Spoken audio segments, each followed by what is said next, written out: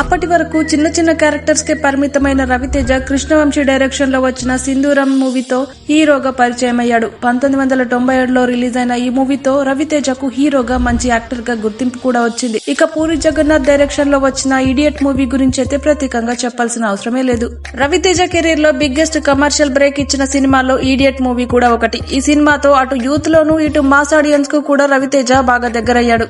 Mass మహారాజా రవితేజ సినిమాల్లో ఎన్నిసార్లు చూసినా బోర్ కొట్టని సినిమా ఏదైనా ఉంది అంటే అది వెంకీనే.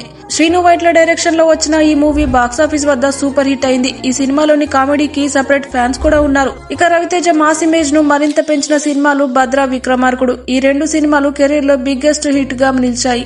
రవితేజ లేటెస్ట్ 75వ సినిమా మాస్ జాతర.